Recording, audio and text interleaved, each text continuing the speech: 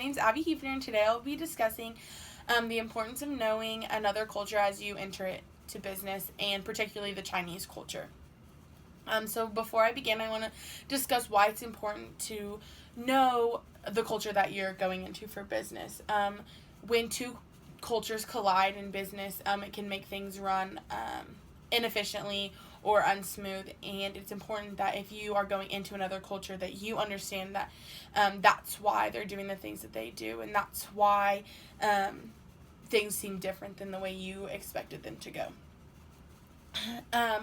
So the first thing is, in Chinese culture, time is very different than in American culture. Time runs all the time.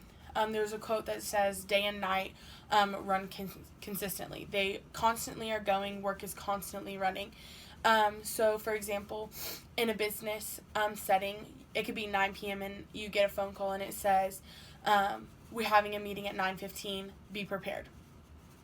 This is very different than in American culture, where it would be 8 a.m., an 8 a.m. meeting that was set 2 weeks in advance, and you have plenty of time to go about and figure out what you're trying to conclude in the meeting. For this, you would have 15 minutes to prepare, get there, be ready to go. And then the meeting could last until 12 p.m. or 12 a.m., and you're still expected to be there at 8 a.m. the next day for work. And that's just important to understand, because in American culture, we would not necessarily expect that or understand why that is the case. The next thing is, when you enter a business meeting, the formal thing to do and the respectful thing to do is to greet a person. This is very different than just a normal American business meeting. In the Chinese culture, the oldest person is considered the wisest and most important person in the room. With that said, you should always greet the oldest person first. How do you greet, you ask? You greet with a bow. There's no handshakes. In fact, a handshake is considered disrespectful, because they don't believe in physical touch in a business setting. This is simply just a bow to the oldest person first, and then as you go through the room, you bow to each person. The next thing in a formal business meeting is your face. The Chinese don't believe in facial expressions or showing your emotion on your face. It can be considered an embarrassment, or it can cause embarrassment, which is looked down upon in the Chinese culture.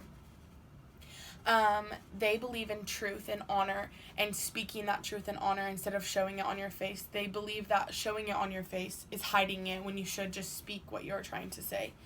That's super important to understand, because in America, we always show our face. If you disagree with something, you know. If you agree with something, you know. So it's important that you understand you speak the way you feel, you don't show the way you feel.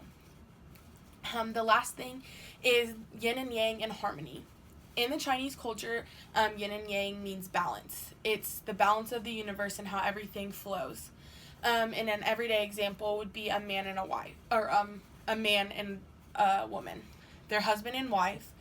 The man is supposed to go and work and provide for the family, while the mother is to provide for the kids and make sure that the house is nice, and get everything on the homestead ready for when the man comes home.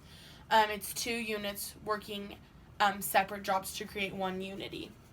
That's important to understand when going into a business meeting as well. There's a boss and there are workers. The boss is the person who is going to make the decision. He is going to be talking in the business meeting. He is going to be the person who runs everything. Whereas the workers are the people who are to make those decisions, or make the decision that the boss made and get it done.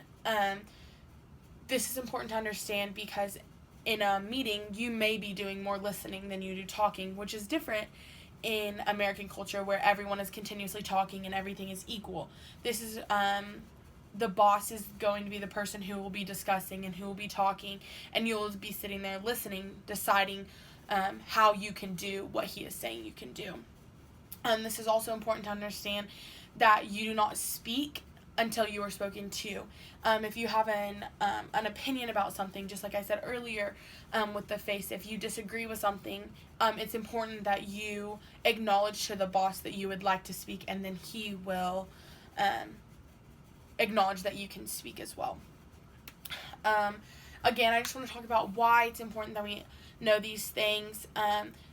In two different cultures, or many different cultures, there are different aspects to those things, and it's important that we understand when two or more cultures get together, that we need to know why the people do the things that they do, and helps business run smoother, and gets decisions made. And so that is the end of the presentation, and I'd like to thank you for today.